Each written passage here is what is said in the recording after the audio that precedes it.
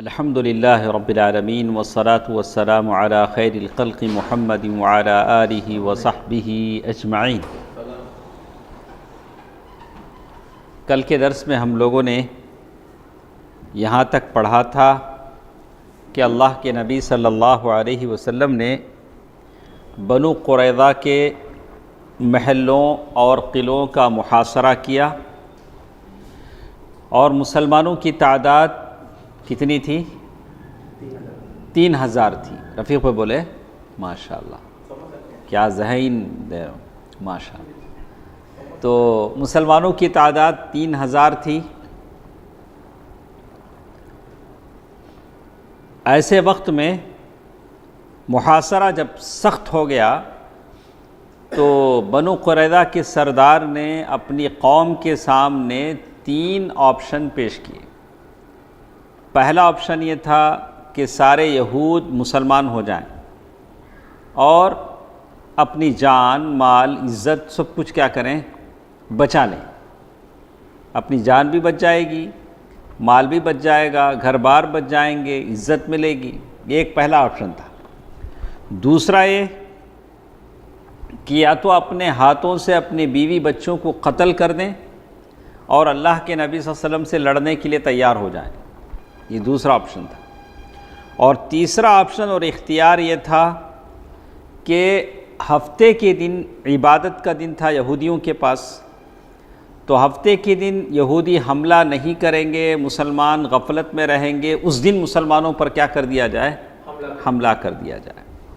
تو اس طرح کے 3 ان کے پاس یہ تھے، لیکن یہ غیر المغضوب علیہم ایسی قوم تھی یہود، اس نے کوئی ایک آپشن بھی پسند نہیں کیا۔ قوم کا سردار اختیار دے رہا ہے، قوم کا سردار تجویز دے رہا ہے، رائے دے رہا ہے، مشورہ دے رہا ہے، لیکن اس قوم نے ایک بھی کیا نہیں کیا؟ نہیں مانا۔ تو تب انہوں نے کہا تھا، کعب بن اسد نے، جو سردار ہے قوم کا، کہ تم میں سے کسی نے ماں کے پیٹ سے جنم لینے کے بعد اب تک بھی ہوش مندی سے کام نہیں لیا۔ اگر تم لوگ ہوش مند ہوتے، عقل والے ہوتے، تو ان تینوں میں سے کوئی ایک آپشن کیا کرتے؟ مان لیتے۔ تو آپ دیکھیں گے کہ اس قوم کے اس رائے کو، اس تینوں میں سے کسی ایک رائے کو نہ ماننے کا کتنا بھیانک انجام ہوا، آگے آپ کو پتہ چلے گا۔ اب تینوں تجویز مسترد ہو گئے، تو بس ایک ہی فیصلہ رہ گیا تھا کہ اب سارے کے سارے ہتھیار ڈال دیں اور اپنی قسمت کا فیصلہ آپ صلی اللہ علیہ وسلم پر چھوڑ دیں۔ لیکن پھر ایک بار یہودیوں نے یہ ٹرائی کیا کہ جو ان کے مسلمانوں میں حلیف تھے، حلیف کے معنی جن کا ان سے ایگریمنٹ تھا، ان لوگوں سے مشورہ لیں کہ اس کا انجام کیا ہوگا۔ کس کا انجام؟ اگر ہم لوگ ہتھیار ڈال دیتے ہیں، اللہ کے نبی صلی اللہ علیہ وسلم کے فیصلے پر ہم کو چھوڑ دیتے ہیں، تو اللہ کے نبی صلی اللہ علیہ وسلم ہمارے ساتھ کیا کریں گے، یہ وہ لوگ جاننا چاہ رہے تھے۔ تو بہترین آدمی مسلمانوں میں سے ان کے پرانے ساتھی تھے ابو لبابہ، ان کا نام کیا تھا؟ تو بنو قریظہ نے ایک پیغام بھیجا کہ ہم ابو لبابہ سے ملنا چاہتے ہیں، ابو لبابہ سے ملنا چاہتے ہیں، اس لیے کہ وہ ایک حلیف تھے، ان کے باغات اور بال بچے اسی علاقے میں رہتے تھے۔ تو جب ابو لبابہ آئے کہاں؟ بنو قریظہ کے پاس، تو وہاں جو مرد تھے یہودیوں کے، ان کو دیکھ کر دور سے دوڑتے ہوئے ان کے پاس آئے۔ جب کوئی آدمی مشکل میں ہو، اس کا باپ یا بھائی آتا ہو، تو کیسے یہ آدمی دوڑ کر جائے گا؟ ویسے یہ سارے یہودی دوڑ کر ان کی طرف گئے، اور یہودیوں کے جو بچے تھے، عورتیں تھیں، وہ دھاڑے مار مار کر رونے لگیں۔ کس کو دیکھ کر؟ ابو لبابہ کو دیکھ کر دھاڑے مار مار کر رونے لگیں۔ جب اس منظر کو ابو لبابہ رضی اللہ تعالی عنہ نے دیکھا تو ان پر بھی رقت طاری ہو گئی، وہ بھی کیا ہو گئے؟ ایموشنل ہو گئے، ان کو بھی یہ آیا۔ تو یہودیوں نے پوچھا ابو لبابہ کیا آپ مناسب سمجھتے ہیں کہ ہم ہتھیار ڈال دیں اور محمد صلی اللہ علیہ وسلم کو اپنے آپ کو محمد صلی اللہ علیہ وسلم کے حوالے کر دیں؟ تو اللہ کے نبی صلی اللہ علیہ وسلم ہمارے ساتھ کیا کریں؟ تو ابو لبابہ رضی اللہ عنہ جو نہیں کہنا تھا، نہیں کرنا تھا، وہ کیا کیے؟ کر دیے۔ انہوں نے حلق کی طرف اشارہ کر کے بتایا کہ ایسا تمہارے ساتھ کیا ہوگا؟ ایسے ہوگا، جس کا مطلب تھا کہ تم ذبح کر دیے جاؤ گے۔ کس نے کہہ دیا؟ ابو لبابہ رضی اللہ تعالیٰ عنہ۔ لیکن فوراً ان کو احساس ہوا کہ یہ اللہ اور اس کے رسول کے ساتھ خیانت ہے، مجھے نہیں بولنا چاہیے تھا۔ تو وہ سیدھے اللہ واپس مدینہ آئے۔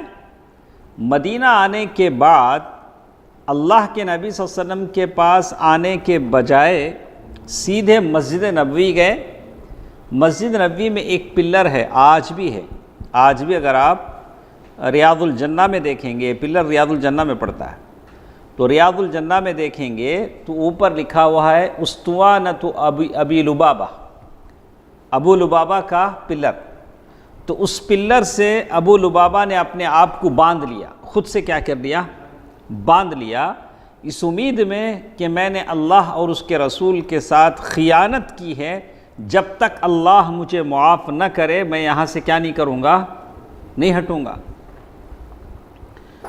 تو اپنے آپ کو مسجد کے ایک کھمبے سے باندھ لیا اور قسم کھائی کہ اب انہیں رسول اللہ صلی اللہ علیہ وسلم اپنے ہاتھ سے کھولیں گے اور وہ آئندہ بنو قریظہ کی زمین میں کبھی کیا نہیں کریں گے؟ داخل نہیں ہوں گے۔ تو اللہ کے نبی صلی اللہ علیہ وسلم ادھر انتظار کر رہے ہیں۔ بنو قریظہ کے پاس ان کو بھیجا تھا کس نے؟ اللہ کے نبی نے۔ ان کو سیدھے اللہ کے نبی صلی اللہ علیہ وسلم کے پاس جانا چاہیے تھا، یہ سیدھے آئے مسجد نبوی۔ اللہ کے نبی صلی اللہ علیہ وسلم ادھر انتظار کر رہے ہیں۔ بعد میں اللہ کے نبی صلی اللہ علیہ وسلم کو معلوم ہوا تو اللہ کے نبی صلی اللہ علیہ وسلم نے فرمایا کہ اگر وہ میرے پاس آ گئے ہوتے تو میں ان کے لیے بخشش کی دعا کر دیتا۔ کیا بولے؟ اگر وہ میرے پاس آ گئے ہوتے تو میں ان کی بخشش کی دعا کر دیتا، لیکن جب وہ وہی کام کر بیٹھے ہیں تو اب میں بھی ان کی جگہ سے کھول نہیں سکتا یہاں تک کہ اللہ تعالیٰ ان کی توبہ قبول نہ کر لے۔ تو اکثر لوگ جب بھی عمرہ یا حج پر جاتے ہیں تو وہاں جا کر 2 رکعت نماز پڑھتے ہیں۔ ابو لبابہ اسطوانہ تو ابھی ضرورت نہیں، ہر ایک جگہ جائیں 2 رکعت 2 رکعت رکھنی۔ ریاض الجنہ میں آپ 2 رکعت نماز پڑھ سکتے ہیں۔ اور ویسے بھی یہ اسطوانہ وہاں ہیں جہاں مؤذن اذان دینے کے لیے جو چبوترا بنایا گیا ہے اوپر، وہاں وہ اسطوانہ کہتے ہیں۔ تو ابو لبابہ رضی اللہ تعالی عنہ کے کہنے کے باوجود بنو قریظہ نے یہ طے کیا کہ سارے ہتھیار ڈال دیں گے اور جو فیصلہ ہوگا وہ منظور ہے، اللہ کے نبی صلی اللہ علیہ وسلم کچھ بھی فیصلہ کریں۔ حالانکہ بنو قریظہ کے پاس بہت زیادہ راشن تھا، ہتھیار تھا، وہ چاہے تو محاصرے میں اور لمبا کر سکتے تھے محاصرہ، ان کو جو بھی محاصرہ تھا بھوک، لیکن انہوں نے اللہ کے نبی صلی اللہ علیہ وسلم کے سامنے ہتھیار ڈال دیا۔ تو کہتے ہیں کہ حضرت علی بن ابی طالب رضی اللہ عنہ حضرت زبیر بن عوام نے پیش قدمی فرمائی، آگے بڑھے قلعے کی طرف جن قلعوں میں بنو قریظہ ہیں، اور حضرت علی رضی اللہ تعالی عنہ نے گرجدار آواز میں کہا، ایمان کے فوجیوں، اللہ کی قسم اب میں بھی یا تو وہی چکھوں گا جو حمزہ نے چکھایا، ان کا قلعہ فتح کر کے رہوں گا۔ یعنی حمزہ رضی اللہ تعالی عنہ کو شہادت ہوئی، یا تو میں شہادت سے ہمکنار ہوں گا یا تو قلعہ کیا کروں گا؟ فتح کروں گا۔ کس کا قلعہ؟ بنو قریظہ کا۔ علی رضی اللہ تعالی عنہ کا یہ عزم، یہ ارادہ سن کر بنو قریظہ نے جلدی سے اپنے آپ کو رسول اللہ صلی اللہ علیہ وسلم کے حوالے کر دیا۔ رسول اللہ صلی اللہ علیہ وسلم نے حکم دیا کہ جتنے بنو قریظہ کے مرد ہیں ساروں کو باندھ دیا جائے، ساروں کے ہاتھ کیا کر دیے گئے؟ پیچھے باندھ دیے گئے۔ محمد بن مسلمہ انصاری رضی اللہ عنہ کے زیر نگرانی ان سب کے ہاتھ باندھ دیے گئے۔ سنو، اگر وہ لوگ اللہ پر ایمان لے آتے، اللہ کے رسول کی رسالت کو مان لیتے، تو ایسے برے انجام سے دوچار نہیں ہوتے۔ پھر مردوں اور عورتوں اور بچوں کو مردوں سے الگ کر لیا گیا۔ شاید وہ بچے اپنی باپ کو کیا کر رہے ہیں؟ آخری بار دیکھ رہے ہیں۔ اب باپ جا رہا ہے جدا ہو کے، باپ جو مرد تھے ان کو باندھ کر الگ کر دیا گیا، عورت اور بچوں کو کیا کر دیا گیا؟ الگ کر دیا گیا۔ تو کہتے ہیں ایسی حالت میں کہتے ہیں کہ قبیلہ اوس کے لوگ، قبیلہ اوس کا جو انصار کے قبیلے تھے، یہ یہودیوں سے ان کا ملنا جلنا تھا، حلیف تھے۔ انہوں نے عرض کیا کہ آپ نے بنو قینقاع کے ساتھ جو سلوک فرمایا تھا کہ ان کو باہر کر دیا تھا، جانے دیا تھا جہاں بھی چلے جائیں۔ بنو قینقاع ان کو بھی اسی کیا نا، وہ لوگ اس سے پہلے، سب سے پہلے بنو قینقاع چلے گئے۔ کہا کہ ان کے ساتھ بھی ویسے ہی کریں، بنو قریظہ کے ساتھ بھی کیا کریں؟ ویسے ہی کریں، لہذا ان پر احسان فرمائیں۔ آپ نے فرمایا کیا آپ لوگ اس پر راضی نہیں ہیں کہ ان کے متعلق آپ ہی کا ایک آدمی فیصلہ کرے؟ اللہ کے نبی صلی اللہ علیہ وسلم نے فرمایا کہ ٹھیک ہے، بنو قریظہ کے ساتھ کیا کیا جائے، ہم ایسا کرتے ہیں، اوس ہی کا، قبیلہ اوس ہی کا ایک آدمی کوئی فیصلہ کرے گا، اس فیصلے پر میں بھی راضی ہوں، ان کے ساتھ کیا کیا جائے۔ انہوں نے کہا کہ کیوں نہیں؟ تو آپ صلی اللہ علیہ وسلم نے فرمایا کہ بنو قریظہ کے ساتھ کیا کیا جائے اس کا فیصلہ سعد بن معاذ کریں گے۔ کون کریں گے؟ سعد بن معاذ رضی اللہ عنہ۔ اوس کے لوگوں نے کہا کہ ہم راضی ہیں، ہم راضی ہیں۔ سعد بن معاذ، اللہ کے نبی صلی اللہ علیہ وسلم نے سعد بن معاذ رضی اللہ تعالیٰ عنہ کو بلا بھیجا۔ سعد بن معاذ رضی اللہ تعالیٰ عنہ کے تعلق سے ہم نے سنا کہ ان کی بڑی رگ کٹ گئی تھی، نہیں؟ خندق کے موقع پر تیر آ لگا تھا، جس کی وجہ سے بڑی رگ کٹ گئی تھی، اور اس وقت انہوں نے اللہ تعالیٰ سے دعا کیا تھا کہ یا اللہ، یہ تیرے اللہ کے دشمن، انہوں نے غداری کی ہے، تو مجھے اس وقت تک زندہ رکھ جب تک کہ ان کے تعلق سے کوئی فیصلہ نہ ہو جائے۔ تو اللہ کے نبی صلی اللہ علیہ وسلم نے مدینے سے ان کو بلا بھیجا۔ کس کو؟ سعد بن معاذ رضی اللہ تعالیٰ عنہ کو۔ انہی ایک گدھے پر سوار کر کے رسول اللہ صلی اللہ علیہ وسلم کی خدمت میں لایا گیا۔ کیسے لائے ان کو؟ جب قریب پہنچے تو ان کے قبیلے کے لوگوں نے انہی دونوں جانب سے گھیر لیا۔ خود ان کے قبیلے کے لوگ کیا کرے؟ گھیر لیا، اور کہنے لگے سعد، اپنے حلیفوں کے بارے میں اچھائی اور احسان سے کام لیجیے۔ ہم سب قبیلے اوس کے ہیں، بنو قریظہ ہمارے حلیف ہیں، ان پر رسول اللہ صلی اللہ علیہ وسلم نے آپ کو اسی لیے حکم بنایا ہے کہ آپ ان سے حسن سلوک کریں۔ آپ کو فیصلہ کرنے والا اللہ کے نبی صلی اللہ علیہ وسلم نے بنایا ہے کہ آپ ان سے اچھا سلوک کریں۔ مگر سعد بن معاذ رضی اللہ عنہ چپ چاپ تھے، کوئی جواب نہیں دے رہے تھے، چپ چاپ تھے۔ جب لوگوں نے گزارش کی، بھرمار کر دی، لوگ زیادہ پریشر کرنے لگے، تو بولے اب وقت آ گیا ہے۔ کیا بولے سعد بن معاذ رضی اللہ عنہ؟ اب وقت آ گیا ہے کہ سعد کو اللہ کے بارے میں کسی ملامت گر کی پرواہ نہ ہو۔ یعنی یہ بات جب انہوں نے کہہ دیا تو سارے لوگ سمجھ گئے کہ اب سعد بن معاذ رضی اللہ عنہ بنو قریظہ کے مردوں کے قتل کا حکم دے دیں گے۔ تو اسی لیے بعض لوگوں نے تو قیدیوں کی موت کی خبر پھیلا دی، سارے مر گئے۔ مسئلے کہ لوگوں کو کیا ہو گیا؟ اندازہ ہو گیا کہ سعد بن معاذ رضی اللہ تعالیٰ عنہ احسان نہیں، سارے بنو قریظہ کے لوگوں کو، مردوں کا کیا کریں گے؟ قتل کی بات کر دیں گے۔ اس کے بعد سعد بن معاذ رضی اللہ عنہ پاس پہنچے، دور سے آ رہے تھے، تو اللہ کے نبی صلی اللہ علیہ وسلم نے فرمایا کہ اپنے سردار کے استقبال کے لیے اٹھو۔ کس کے لیے اٹھو؟ سردار، وہ سردار تھے، ان کے استقبال کے، انشاءاللہ کبھی تفصیل سے میں بتاؤں گا۔ تو اس سے بعض علماء نے کہا ہے کہ اگر کوئی آدمی آتا ہے تو اس کے احترام میں اٹھ کر کھڑا ہونا اللہ کے نبی صلی اللہ علیہ وسلم نے منع کیا ہے۔ تو اس کی کیا توجیہ ہے انشاءاللہ کسی اور وقت ہم آپ کو، یہاں اللہ کے نبی صلی اللہ علیہ وسلم نے خود کہا کہ سعد بن معاذ آ رہے ہیں، کیا کرو؟ ان کے استقبال کے لیے کھڑے ہو۔ لوگوں نے جب انہیں سواری سے اتار لیا تو آپ نے فرمایا کہ اے سعد، یہ لوگ تمہارے فیصلے پر اترے ہیں۔ اللہ کے نبی صلی اللہ علیہ وسلم نے فرمایا کہ اے سعد، یہ بنو قریظہ ہیں، آپ جو فیصلہ کریں گے وہ ماننے کو تیار ہیں۔ تو سعد بن معاذ رضی اللہ تعالیٰ عنہ نے کہا کہ کیا میرا فیصلہ ان پر نافذ ہوگا؟ میں جو فیصلہ کروں گا وہ فیصلہ ان پر اپلائی ہوگا؟ تو لوگوں نے کہا کہ جی ہاں۔ انہوں نے کہا کہ مسلمانوں پر بھی، یعنی میں جو فیصلہ دوں گا دونوں طرف کے لوگ مان لیں گے کیا؟ بنو قریظہ بھی ماننا ہے اور اچھا، لوگوں نے کہا کہ جی ہاں۔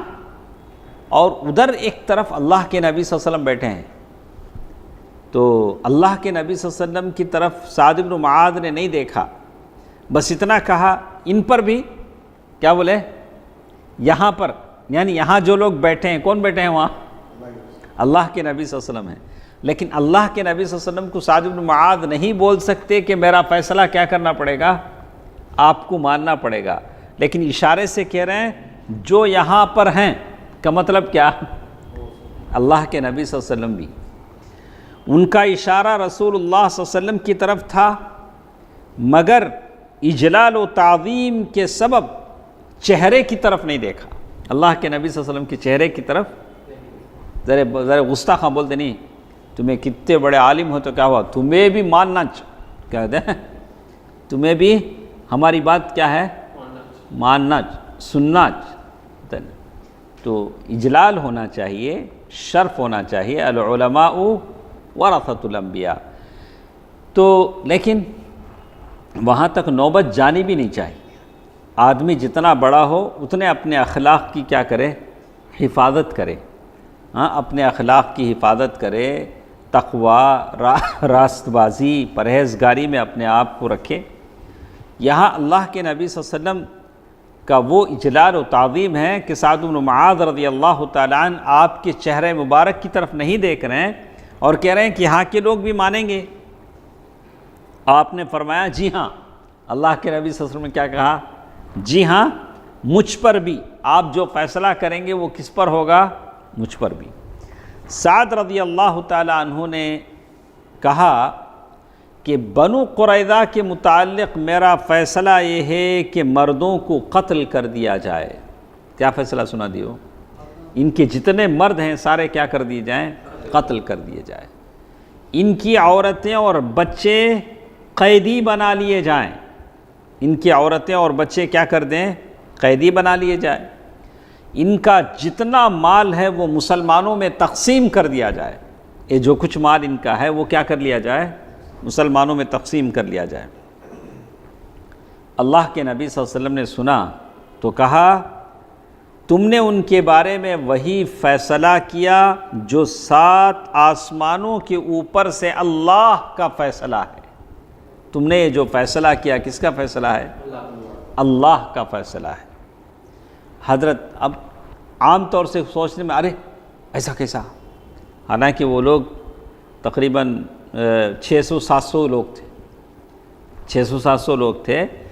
تو سعد رضی اللہ تعالیٰ عنہ کا یہ فیصلہ انتہائی عدل و انصاف پر مبنی تھا، بیس تھا، کیونکہ بنو قریظہ نے مسلمانوں کی موت و حیات کے نازک ترین لمحات میں غداری اور بدعہدی کی تھی۔ ہاں وہ تو تھی ہی، جو غداری کیا وہ تھا، لیکن مسلمانوں کے خلاف غداری میں انہوں نے کیا کیا اندر اسٹور کر رکھا تھا، جمع کر رکھا تھا۔ دیکھیے 1500 تلواریں، کتنے؟ 1500 تلواریں۔ اگر ان کو چھوڑ دیا جاتا تو پھر وہ 1500 تلواریں کس پر چلتی؟ یہی علی پر چلتی، یہی سعد بن معاذ پر چلتی، یہی سارے لوگوں پر چلتی۔ اور اسی طرح 2000 تیر، نیزے کتنے تھے؟ 2000۔ 300 زرہیں جو لباس آتا ہے لوہے کا، کتنے؟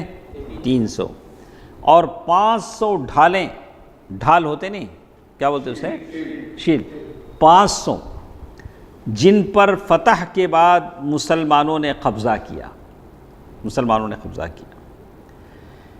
اس فیصلے کے بعد رسول اللہ صلی اللہ علیہ وسلم کے حکم پر بنو قریظہ کو مدینہ لا کر بنو نجار کی ایک عورت کے گھر میں قید کر دیا گیا جو حارث کی صاحبزادی تھی، اور مدینے کے بازار میں بڑی بڑی خندقیں کھودی گئیں، خندق بڑے بڑے گڑھے، وہ خندقیں کھودے، اب بھی بڑے بڑے گڑھے کھودے، کہاں کھودے ہیں؟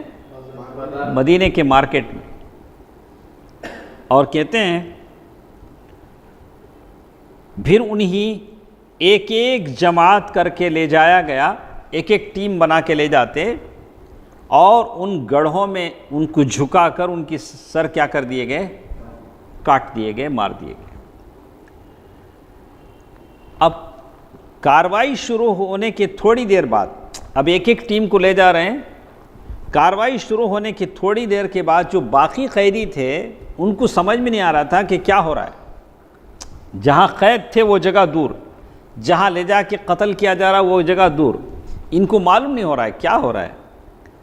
تو کہتے ہیں کہ وہ جو سردار تھا ان کا کعب بن اسد، اس سے ان لوگوں نے پوچھا، کیا پوچھا؟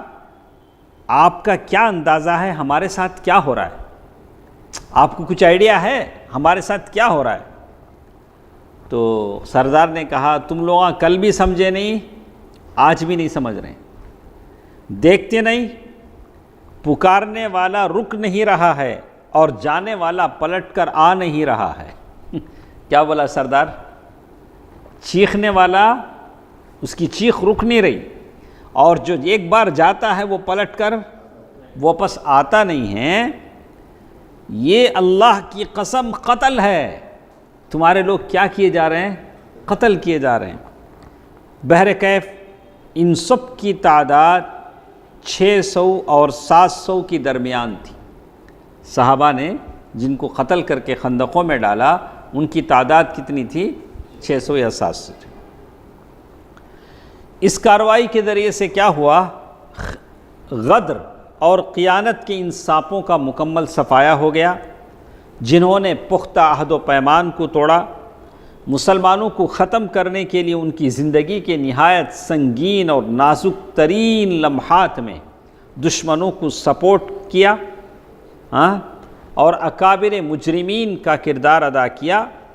اب وہ واقعتاً قتل یا پھانسی کے مستحق ہو چکے تھے۔ ایک اور آدمی تھا، کون؟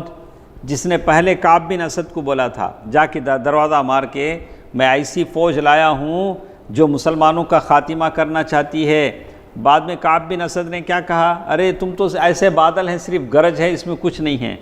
بعد میں ترستا رہا حیی بن اخطب، ترستا رہا ماموں چاچا، آخر میں کیا ہوا؟ مان گیا۔ آخر میں اس نے ایک شرط رکھی، اگر مسلمان جیت جاتے ہیں، کافر ہار کے واپس چلے جاتے ہیں، تو اس قلعے میں تمہارے ساتھ میں بھی کیا ہو جاؤں گا؟ بند ہو جاؤں گا۔ تو کعب بن اسد کے ساتھ حیی بن اخطب بھی تھا، اس کو بھی پکڑ کر لایا گیا۔ اس نے کہا تھا نا میں بھی یہیں رہ جاؤں گا۔ تو حیی بن اخطب یہ ام المؤمنین صفیہ رضی اللہ عنہا کا باپ تھا، باپ تھا۔ تو کہتے ہیں جس وقت اللہ کے نبی صلی اللہ علیہ وسلم کی خدمت میں حیی بن اخطب کو لایا گیا قتل کرنے کے لیے، میں نے اس سے پہلے کہا تھا کہ وہ ایک جوڑا پہنا ہوا تھا، خوبصورت جوڑا، بالکل خوبصورت جوڑا پہنا ہوا تھا، جسے خود ہی ہر جانب سے ایک انگل پھاڑ رکھا تھا، خود ہی کیا کیا؟ پھاڑ لیا، تاکہ اسے مال غنیمت میں نہ رکھوا لیا جائے۔ بلا کیا اب مجھے قتل کر دیں گے، پھر میرا ایک خوبصورت جوڑا نکال کے کوئی مسلمان پہنے گا، اس لیے وہ کیا کرا؟ پہلے ہی اس کو ڈیمیج کر دیا۔ کہتے میرے ساتھ ہی کیا ہو جانا؟ وہ ختم ہو جانا، کسی کے کام نہ آنا۔ اس کے دونوں ہاتھ گردن کے پیچھے رسی سے یکجا باندھے ہوئے تھے۔ اس نے رسول اللہ صلی اللہ علیہ وسلم کو مخاطب کر کے کہا، اللہ کے نبی صلی اللہ علیہ وسلم سے کہہ رہا ہے، سنیے، میں نے آپ کی دشمنی پر اپنے آپ کو ملامت نہیں کی، میں آپ سے دشمنی کیا اس لیے مجھے اب افسوس نہیں ہے، اگر افسوس کرتا بھی تو ہو سکتا تھا اللہ تعالیٰ اسے معاف کر دے، اس وقت بھی اگر وہ ایمان لا لیتا، لیکن کہہ رہا ہے کہ میں نے آپ سے دشمنی کی، اس پر مجھے کیا نہیں ہے، افسوس نہیں ہے، میں نے آپ سے دشمنی کی اس پر مجھے افسوس نہیں ہے، لیکن جو اللہ سے لڑتا ہے مغلوب ہو جاتا ہے، اللہ سے جنگ لڑنے والا کبھی بھی کیا کرتا ہے، ہار جاتا ہے۔ پھر لوگوں کو مخاطب کر کے کہا، لوگوں، اللہ کے فیصلے میں کوئی حرج نہیں، یہ تو نوشتہ تقدیر ہے، یہ تو اللہ تعالیٰ نے پہلے سے لکھ دیا ہے، اور یہ بڑا قتل ہے جو اللہ تعالیٰ نے بنی اسرائیل پر لکھ دیا تھا۔ اس کے بعد وہ بیٹھا، اس کی گردن بھی مار دی گئی۔ یہ تھا حیی بن اخطب۔ اس واقعے میں ایک عورت بھی قتل ہوئی، مردوں کو نہ قتل کیا گیا۔ وہ عورت کیوں قتل کی گئی؟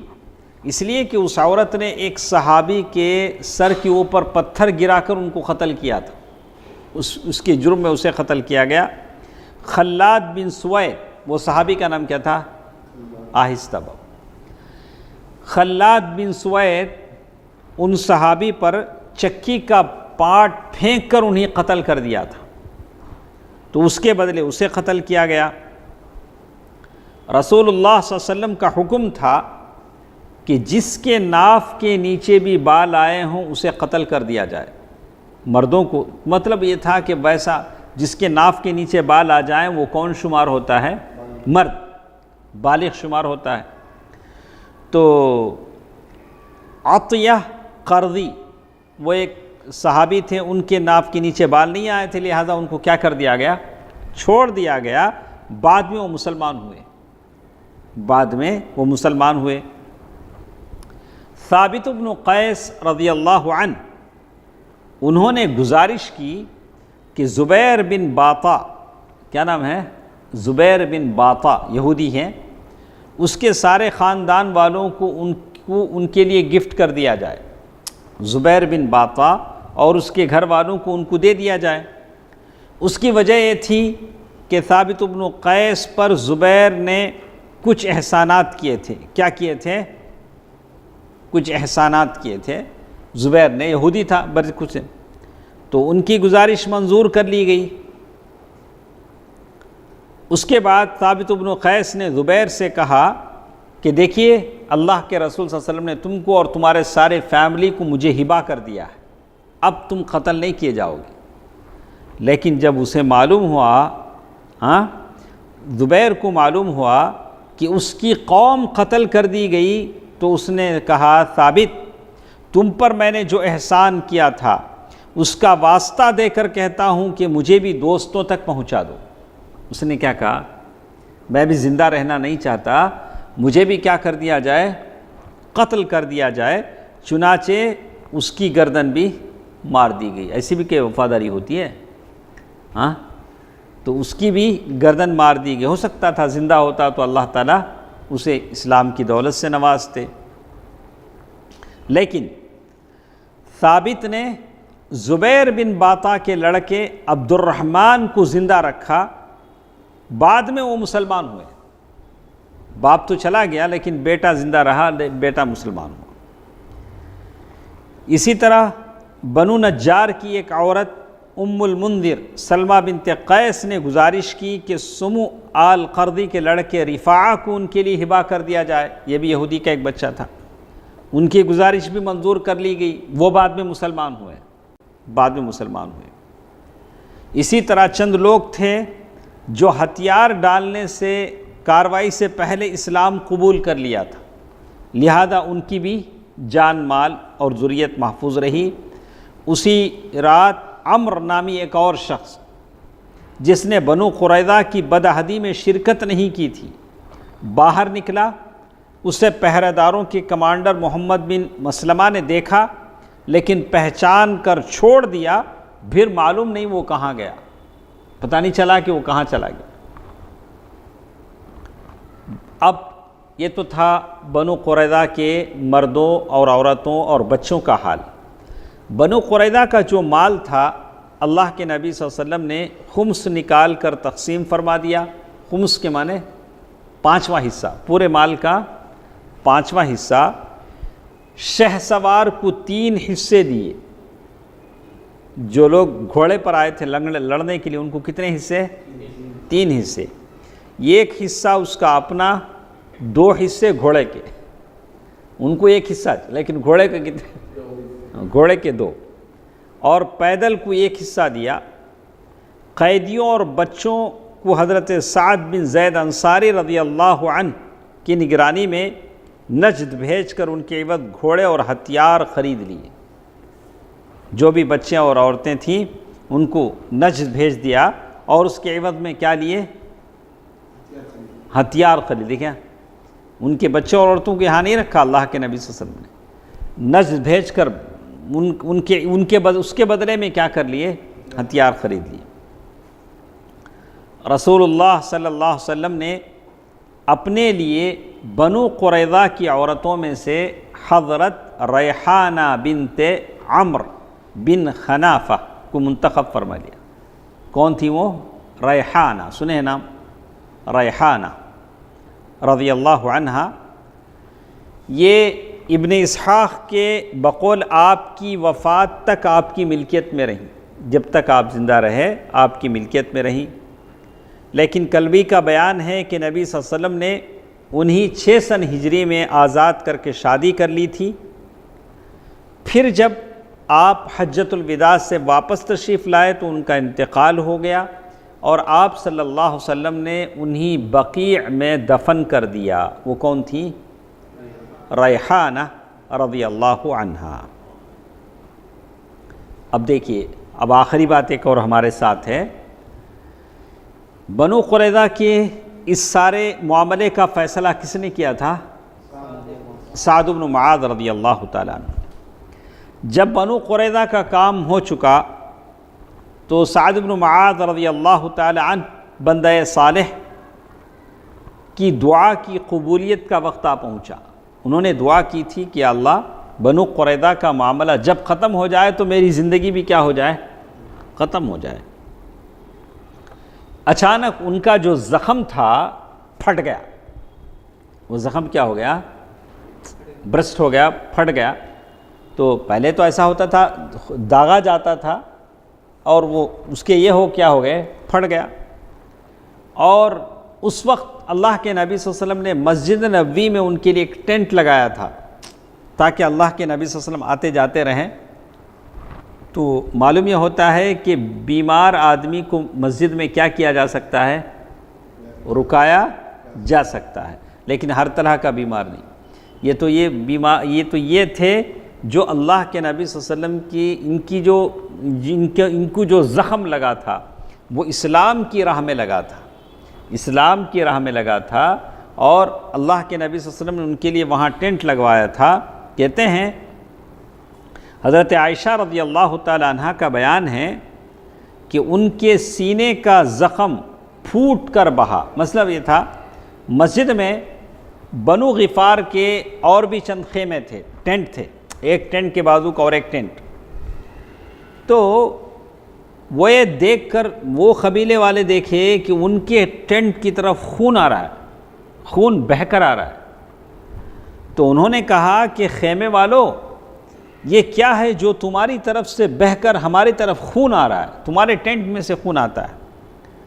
دیکھا تو وہ خون حضرت سعد بن معاذ رضی اللہ تعالی عنہ کے خون کی دھاریں رواں تھی، یعنی زخم پھوٹ کر بہہ گیا تھا، اور اسی سے ان کی موت واقع ہو گئی۔ کس کی؟ سعد بن معاذ رضی اللہ تعالی عنہ کی۔ صحیحین میں جابر رضی اللہ تعالی عنہ سے مروی ہے کہ رسول اللہ صلی اللہ علیہ وسلم نے فرمایا کہ سعد بن معاذ رضی اللہ تعالی عنہ کی موت سے رحمان کا عرش ہل گیا. کس کی موت سے؟ سعد بن معاذ رضی اللہ تعالی عنہ. تو یہ روایت یہاں ہے صحیح مسلم میں، اور اسی طرح جامع ترمذی میں بھی یہ روایت ہے. اور اسی طرح دیکھیں گے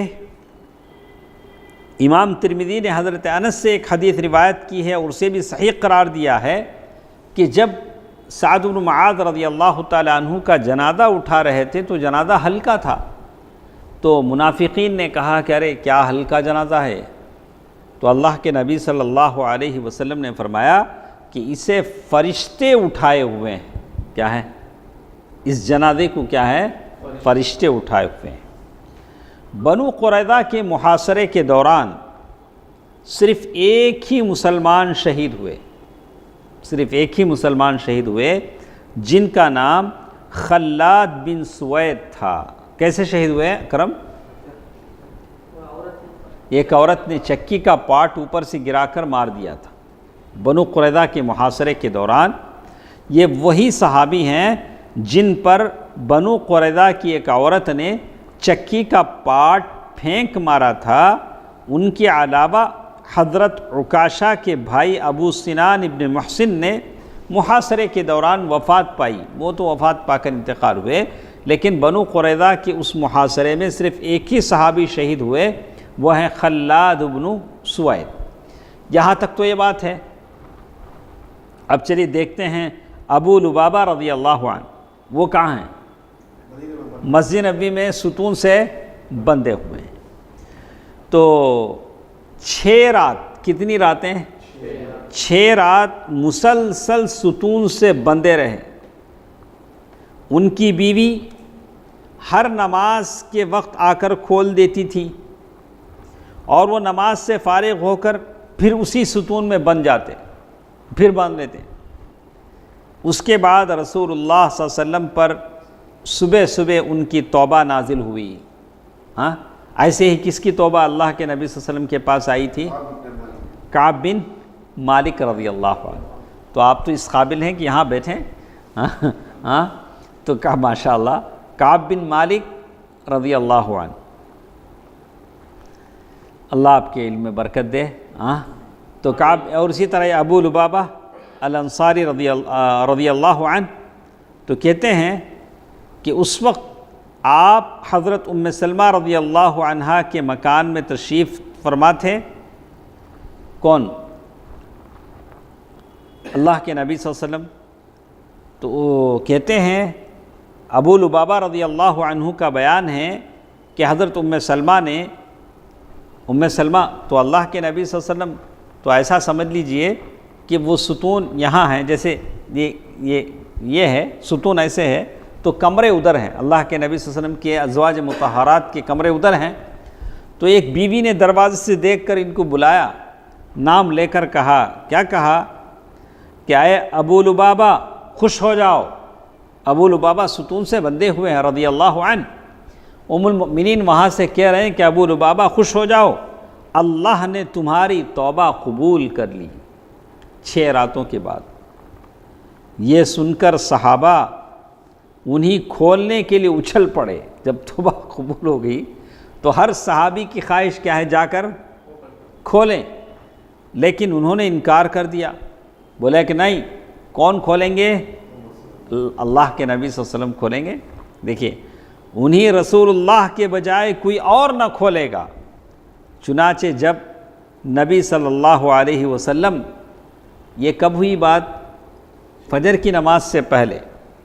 اللہ کے نبی صلی اللہ علیہ وسلم جب فجر کی نماز کے لیے نکلے اور وہاں سے گزرے تو انہیں کیا کر دیا؟ کھول دیا. یہ تھے ابو لبابہ رضی اللہ عنہ. یہ غزوہ بنو قریظہ ذی قعدہ میں پیش آیا. 25 روز تک محاصرہ قائم رہا. خندق کتنے دن رہا؟ خندق وہاں سے واپس آ کے چند گھنٹے نہیں گزرے تھے، پھر 25 دن کے لیے یہ ہو گیا. اللہ نے اس غزوہ اور غزوہ خندق کے متعلق سورہ احزاب میں بہت سی آیات نازل فرمائیں اور دونوں غزووں کی اہم جزیات پر تبصرہ فرمایا مومنین اور منافقین کے حالات بیان فرمائے۔ کون سی صورت میں؟ سورہ احزاب۔ دشمن کے مختلف گروہوں میں پھوٹ اور پست ہمتی کا ذکر فرمایا، اور اہل کتاب کی بدعہدی کے نتائج پر روشنی ڈالی۔ یہاں تک یہ بات ختم ہو جاتی ہے۔ اور یہودیوں میں سے کچھ اور بھی لوگ ہیں جنہوں نے غداری کی، ان کے ساتھ کیا ہوا؟ انہی میں سے سلام بن ابی الحقیق ایک ہیں، سلام بن ابی الحقیق۔ انشاءاللہ کل کے درس میں ہم پڑھتے ہیں غزوہ احزاب اور غزوہ بنو قریظہ، اس کے بعد کیا کیا جنگی مہمات ہوئیں۔ انشاءاللہ یہ ساری تفصیل انشاءاللہ کل کے درس میں ہمارے ساتھ رہیں گی۔ اللہ تعالی بہتر بات سننے اور عمل کرنے کی توفیق دے، آمین۔ والسلام علیکم ورحمۃ اللہ وبرکاتہ۔